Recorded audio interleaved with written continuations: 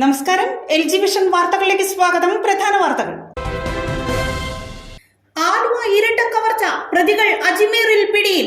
പ്രതികളിലേക്ക് വിരൽ ചൂണ്ടിയത് റൂറൽ SP-യുടെ നേതൃത്വത്തിലുള്ള 45 പേരടങ്ങുന്ന സംഘത്തിന്റെ അന്വേഷണം.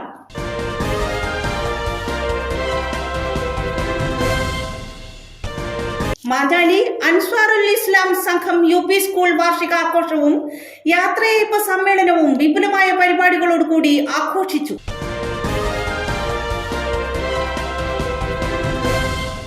കുറ്റിപ്പുഴ സെന്റ് സെബാസ്റ്റ്യൻസ് ചർച്ചിന്റെ ശതോത്തര രജത ജൂബിലി സമാപന സമ്മേളനവും കുടുംബ യൂണിറ്റുകളുടെ സംയുക്ത വാർഷികവും വിപുലമായ പരിപാടികളോടുകൂടി ആഘോഷിച്ചു.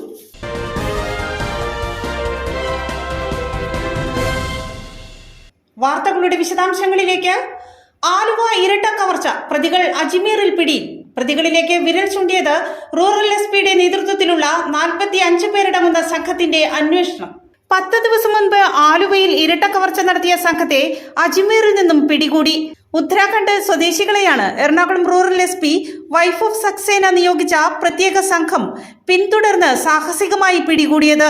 രാജസ്ഥാനിൽ അജ്മീർ ദർഗയ്ക്ക് സമീപം ആൾക്കൂട്ടത്തിനിടയിൽ നിന്ന് പിടിക്കാനുള്ള ശ്രമത്തിനിടയിൽ പോലീസിന് നേരെ നടത്തിയ വെടിവയ്പിൽ കേരള പോലീസിനെ അനുഗമിച്ച രാജസ്ഥാൻ പോലീസ് ഉദ്യോഗസ്ഥന് പരിക്കേറ്റു. പിടികൂടുമ്പോൾ ഇരുവരുടെയും കൈവശം നിറത്തോക്കുണ്ടായിരുന്നു. ഇവർക്കെതിരെ രാജസ്ഥാൻ പോലീസ് വധശ്രമത്തിന് കേസെടുത്തു. 10 ദിവസങ്ങൾക്ക് മുൻപാണ് ആലുവ കുട്ടമശ്ശേരി മുഹമ്മദ് അലിയുടെ വീട്ടിലും SP ഓഫീസിന് സമീപം മൂഴിയിൽ ബാബുവിന്റെ വീട്ടിലും കവർച്ച നടന്നത്. വീട്ടുകാരില്ലാത്ത സമയത്ത് കതക് തകർത്തായിരുന്നു മോഷ്ടാക്കൾ അകത്തു കടന്നത്. പ്രതികളുടെ ദൃശ്യങ്ങൾ CCTVയിൽ പതിഞ്ഞിരുന്നു. അന്യസംസ്ഥാനക്കാരാണെന്ന നിഗമനത്തിൽ ലോഡ്ജുകളിലും CCTV ക്യാമറകളും പരിശോധിച്ചാണ് പ്രതികളെക്കുറിച്ച് ഏകദേശം രൂപം ലഭിച്ചത്. മുഹമ്മദ് അലിയുടെ വീട്ടിൽ നിന്ന് 18 പവൻ സ്വർണവും 12,500 രൂപയുമാണ് നഷ്ടപ്പെട്ടത്. ബാബുവിന്റെ വീട്ടിൽ നിന്ന് 20 പവൻ സ്വർണവും 20,000 രൂപയുമാണ് കവർന്നത്. രാജസ്ഥാനിൽ അജ്മീർ ജില്ലയിലെ ദർഗ പോലീസ് സ്റ്റേഷൻ പരിധിയിലെ നമ്മുടെ സംഘമിൽ ഒരു SI ശ്രീലാലിന്റെ നേതൃത്വത്തിൽ 4 CPO ഉണ്ടായിരുന്നു.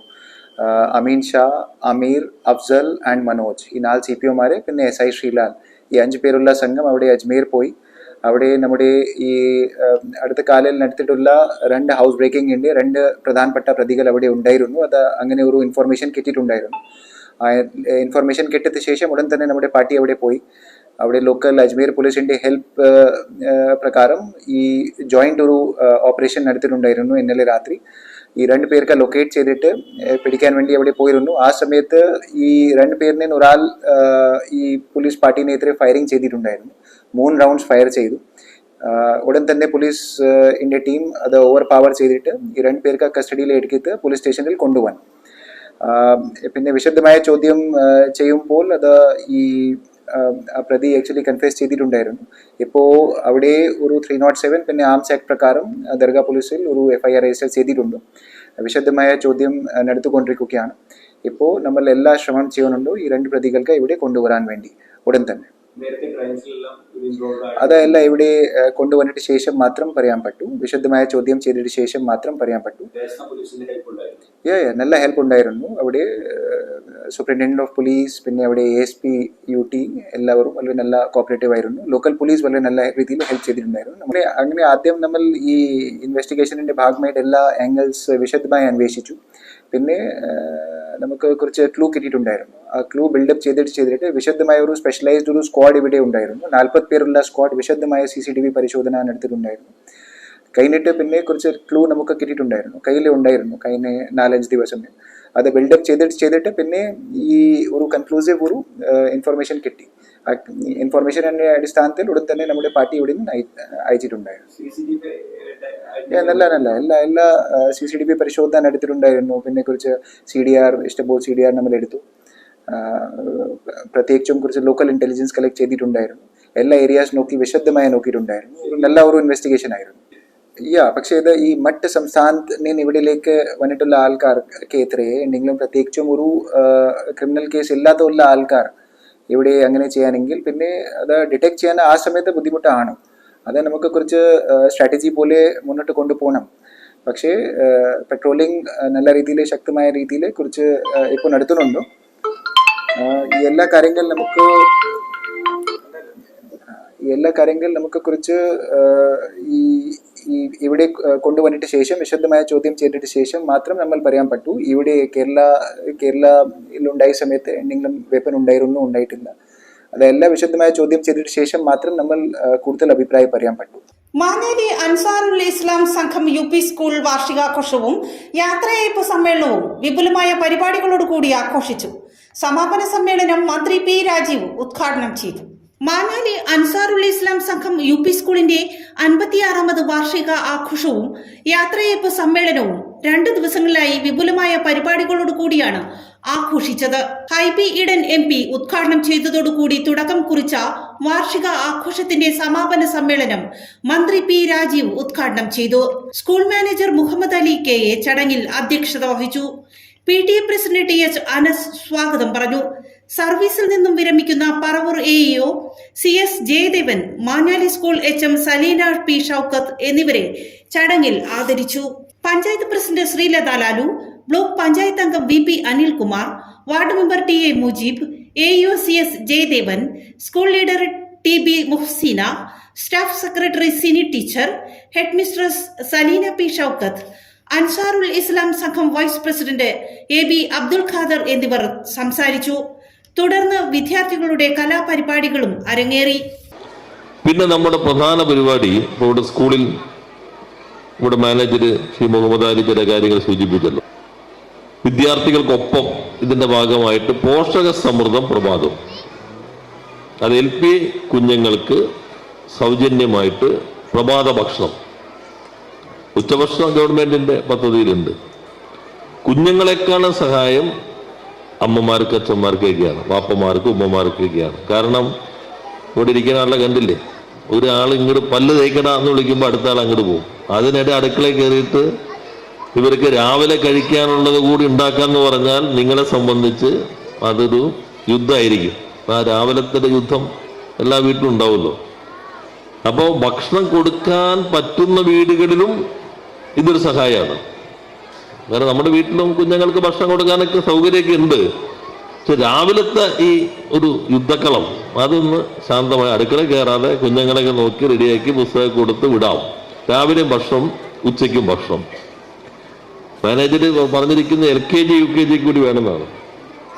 അത് നമ്മുടെ സ്കീമിൽ ഇപ്പോൾ വന്നിട്ടില്ല, എന്നാലും പലരും അത് ആവശ്യപ്പെടുന്നുണ്ട്. അതെങ്ങനെയാണെന്നുള്ളത് BPC ഗവൺമെന്റ് ഫണ്ടല്ല, നമ്മൾ ഈ കമ്പനികളുടെ CSR ഫണ്ട് ഉപയോഗിച്ചിട്ടാണ് ഇത് സപ്പോർട്ട് ചെയ്യുന്നത്. അതും എങ്ങനെയാണ് അടുത്ത വർഷത്തേക്ക് കഴിയുമോ എന്ന് കൂടി നോക്കാം. അല്ലെങ്കിൽ ഒരു പ്രശ്നം വരും. LKG കുഞ്ഞുങ്ങൾ നോക്കുമ്പോൾ ചേച്ചിമാരും ചേട്ടന്മാരും ഇരുന്നിട്ട് ഭക്ഷണം കഴിച്ചുകൊണ്ടിരിക്കുക, അത് പിന്നെ ഒരു പ്രശ്നമാണ്. എന്തായാലും നമുക്ക് അതുകൂടി നോക്കാം. പിന്നെ അദ്ദേഹം പറഞ്ഞ ഒരു കാര്യത്തിൽ എനിക്ക് ഉറപ്പ് പറയാൻ പറ്റില്ല, ഇത് ഹൈസ്കൂൾ ആക്കുക എന്നുള്ളത് നയപരമായ ഒരു പ്രശ്നമാണ്. ഞാനിത് ഇങ്ങോട്ട് ഇപ്പോൾ ഞാൻ പറഞ്ഞ എല്ലാവരും കൈയടിക്കും, പക്ഷെ ഞാൻ ഇവിടെ തന്നെ ഉള്ള ആളാണല്ലോ. നമ്മുടെ നയപരമായി എപ്പോഴെങ്കിലും അങ്ങനെ തീരുമാനം വരികയാണെങ്കിൽ ആ കൂട്ടത്തിൽ നമുക്ക് ഈ കാര്യം കൂടി പരിഗണിക്കാം. അല്ല നമുക്ക് ഉറപ്പ് പറയാൻ പറ്റില്ല. അങ്ങനെ സർക്കാർ പൊതുവെ തീരുമാനിക്കുകയാണ് ഇന്നെ മാനദണ്ഡം വെച്ചാൽ നിങ്ങൾ നല്ല സ്ട്രെങ്ത് ഉള്ള സ്കൂളാണല്ലോ, അത് നമുക്ക് ആ ഘട്ടത്തിൽ പരിശോധിക്കാം. അദ്ദേഹം എനിക്ക് പോകാൻ തിരക്കുള്ളത് കൊണ്ട് കവറിൽ തന്ന കാര്യങ്ങളൊന്നും പറഞ്ഞിട്ടില്ല. അതിലൊന്ന് കമ്പ്യൂട്ടർ കുറച്ച് വേണമെന്നാണ്. അതെന്തായാലും നമുക്ക് അടുത്ത തവണത്തെ ഫണ്ടിൽ നിന്ന് കമ്പ്യൂട്ടർ തരാം എന്ന് ഉറപ്പിക്കുകയാണ്. ടോയ്ലറ്റ് ബ്ലോക്കിന്റെ കാര്യം നോക്കാം, എങ്ങനെയാണ് നമ്മൾ ഇതിനകത്ത് പറ്റുമെങ്കിൽ അക്കാര്യം നമുക്ക് അതിനകത്ത് പരിഗണിക്കാം. പിന്നെ സ്കൂളിൽ സ്ഥലമൊക്കെ ഉണ്ടല്ലോ അല്ലേ, നമുക്ക് നല്ല രീതിയിൽ. ഇപ്പം ഞാൻ കഴിഞ്ഞ ശനിയാഴ്ച കുട്ടികളായിട്ട് പാടത്തായിരുന്നു. നമ്മുടെ കൃഷിക്കൊപ്പം കളമശ്ശേരി 1000 ഏക്കറാണ് പുതുതായി കൃഷി വന്നേക്കുന്നത്. അതിലൊരു 140 ഏക്കർ കടുങ്ങല്ലൂർ പഞ്ചായത്തിൽ ഒന്നിച്ച് നല്ല നെല്ലിങ്ങനെ വിളഞ്ഞു കയറുകയാണ്. ഇപ്പം 4 സ്കൂളിലെ കുട്ടികളെ കൊണ്ടുപോയി അവർ കാണണം. ചിലർ നെല്ലൊന്നും കണ്ടിട്ടില്ല, ആകെ അരിയെ കണ്ടിട്ടുള്ളൂ. ഇതിൽ നിന്നാണ് അരി വരണേന്ന് അറിയാത്ത കുട്ടികളുണ്ട്. എങ്ങനെയാണ് വിതയ്ക്കുക, എങ്ങനെയാണ് നടുക, എങ്ങനെയാണ് വെള്ളമൊഴിക്കുക, എങ്ങനെയാണ് വളമിടുക, എങ്ങനെയാണ് ചെളിയുടെ മണെന്താണ്, ഇതൊക്കെ കുട്ടികൾ മനസ്സിലാക്കണം. അതിന് ഇതുപോലെയുള്ള പാടശേഖരങ്ങളിലേക്ക് കുഞ്ഞുങ്ങളെ കൊണ്ടുപോകുന്ന പദ്ധതി അതിപ്പോൾ നമ്മൾ നടപ്പിലാക്കുന്നുണ്ട്. പിന്നെ എല്ലാ കൃഷിക്കൊപ്പം കളമശ്ശേരിയുടെ ഭാഗമായി ഇവിടെ തന്നെ മാഞ്ഞാലി ബാങ്ക് മനോരമ വാർത്തയിൽ വന്നു അല്ലേ, മാഞ്ഞാലി ബാങ്ക് കൂവ നമ്മുടെ കൂവേട്ട നന്നായി 4 ബാങ്ക് നമ്മളിപ്പോൾ കൃഷിക്കൊപ്പം കളമശ്ശേരിയുടെ ഭാഗമായി പുതിയ പ്രൊഡക്റ്റ് മാഞ്ഞാലി ആരോ റോഡ് കുന്നുകര കഴിഞ്ഞ ദിവസം ഉദ്ഘാടനം ചെയ്തു. അവിടെ കായ ചക്ക ചിപ്സ്, കപ്പ ചിപ്സ്. ഇനിയിപ്പോൾ വെളിയത്തനാട് നമ്മുടെ കൂണ് മഷ്റൂം അത് വരികയാണ്. അവിടെ കൂട് ഗ്രാമമായിട്ട് പ്രഖ്യാപിച്ചു. ഇത് കേര ഗ്രാമമായിട്ട് പ്രഖ്യാപിച്ചു. ഇനി അടുത്ത ഈ വർഷം തന്നെ ആലങ്ങാട് ശർക്കര, കരിമ്പ് ഇങ്ങനെ വന്നുകൊണ്ടിരിക്കുകയാണ്, ഇനി വിളവെടുക്കാൻ പോവാണ്. പണ്ട് ആലങ്ങാട് രാജ്യമായിരുന്നു ഇതെല്ലാം. അപ്പോൾ അവിടെയൊക്കെ കരിമ്പുണ്ടായി. ആ കരിമ്പിന് ശർക്കര, അത് ഈ വർഷം നമ്മൾ ആലങ്ങാട് ശർക്കര കൃഷിക്കൊപ്പം കളമശ്ശേരിയുടെ ഭാഗമായി 1983 ഇതൊരു UP സ്കൂളായിട്ട് ഉയർന്ന കാലഘട്ടത്തിൽ തന്നെ ഇവിടെ ഒരു ഹൈസ്കൂളിന് വേണ്ടിയിട്ടുള്ള പശ്ചാത്തല സൗകര്യങ്ങൾ, സ്ഥല സൗകര്യങ്ങളെല്ലാം ഒരുക്കിയിട്ടാണ് അന്നത്തെ കമ്മിറ്റി ഈ ASUPSയിൽ നിന്ന് ഇറങ്ങിപ്പോയത്. അതിനുശേഷം ഇത്രയും വർഷങ്ങൾ പിന്നിട്ടിട്ടും ഇതാ UP സ്കൂളിൻ്റെ സ്ഥാനത്ത് തന്നെ നിൽക്കുകയാണ്. ഇന്ന് ഇവിടുത്തെ മാറിവരുന്ന സർക്കാരുകൾ എല്ലാവരും തന്നെ അവരുടെ നയമായിട്ട് സ്വീകരിച്ചിരിക്കുന്നത് എയ്ഡഡ് സ്കൂളിനെ പ്രോത്സാഹിപ്പിക്കാതിരിക്കുക എന്നുള്ളതാണ്. അത് ഞങ്ങൾക്കും നല്ല ബോധ്യമുണ്ട്. അത് എന്നിരുന്നാലും ഞാനൊരു റിക്വസ്റ്റ് കൂടി വെക്കുകയാണ്. ഞങ്ങളിപ്പോൾ ഇന്നിവിടെ 700 ചില്ലാൻ പിള്ളേർ പഠിക്കുന്ന ഒരു UP സ്കൂളാണ്. എറണാകുളം ജില്ലയിലെ തന്നെ UP സ്കൂളുകളിൽ ഇത്രയും കുട്ടികളുടെ സ്ട്രെങ്ത് ഉള്ള ഒരു സ്കൂള് ചിലപ്പോൾ വേറെ കാണാൻ വഴിയില്ല എന്നാണ് എനിക്ക് തോന്നുന്നത്. അപ്പോൾ ഞങ്ങളുടെയൊക്കെ അഭിലാഷം, ഞങ്ങളുടെയൊക്കെ എന്നത്തെയും സ്വപ്നം, ഞാൻ ഈ സ്കൂളിലെ വിദ്യാർത്ഥിയാണ്. എന്നെപ്പോലെ തന്നെ ആയിരങ്ങൾ ഇവിടെ പഠിച്ച് പല സ്ഥലത്തും ഉപരിപഠനം കഴിഞ്ഞ് ലോകത്തിൻ്റെ പല ഭാഗങ്ങളിലും നാട്ടിലും വളരെ വിശിഷ്ട സ്വഭാവ ഗുണങ്ങളുള്ള വ്യക്തിത്വങ്ങളായിട്ട് പല സേവന കർമ്മങ്ങളിലും ഏർപ്പെട്ടിട്ടിരുന്ന ഒരുപാട് നാട്ടുകാർ ഇവിടെ ഇന്നും ജീവിച്ചിരിക്കുന്നുണ്ട്.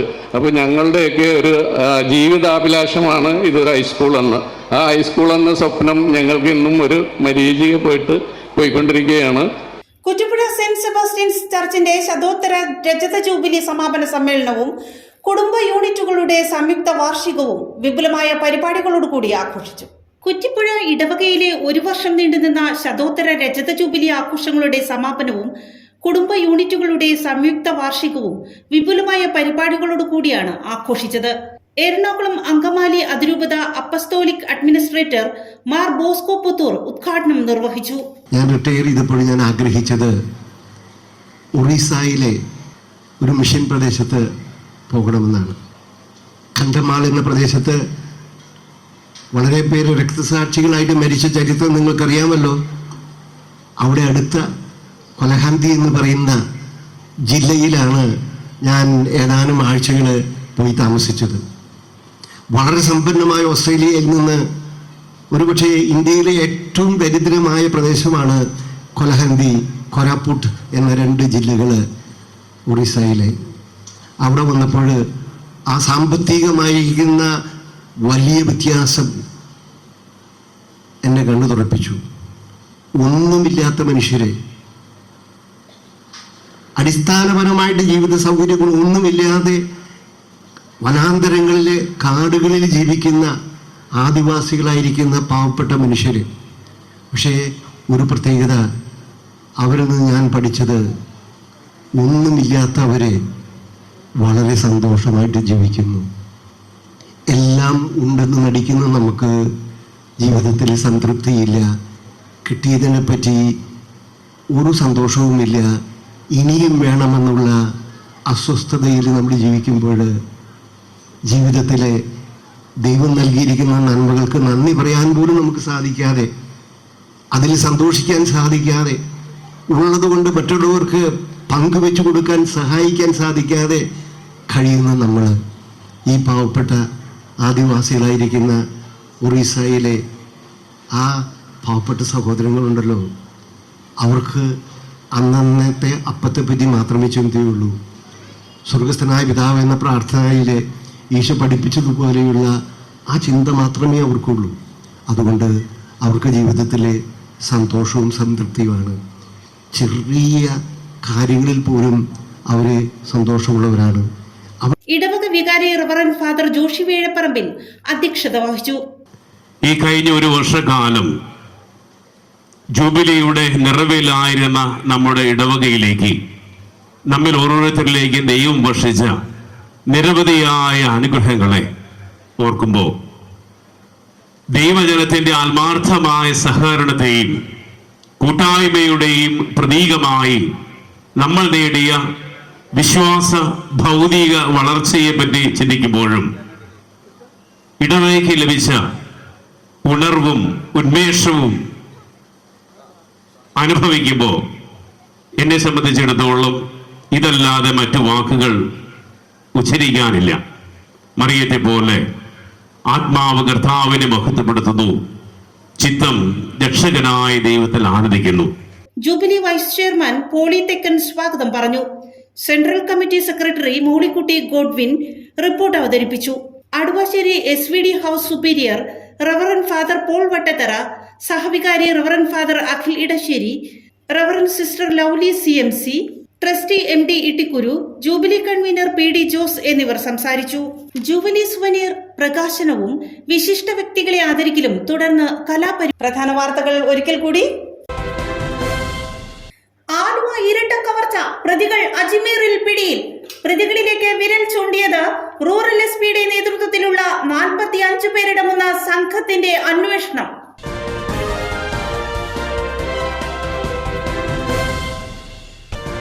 മാജാലി അൻസ്വാറുൽ ഇസ്ലാം സംഘം UP സ്കൂൾ വാർഷികാഘോഷവും യാത്രയയപ്പ് സമ്മേളനവും വിപുലമായ പരിപാടികളോടുകൂടി ആഘോഷിച്ചു.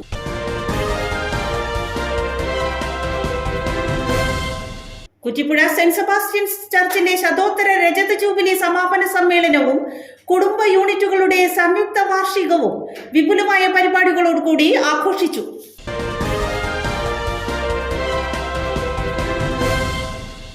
ഇതോടെ വാർത്താ ബുള്ളറ്റിൻ സമാപിക്കുന്നു. നാളെ ഇതേ സമയം LG വിഷനിൽ. നമസ്കാരം.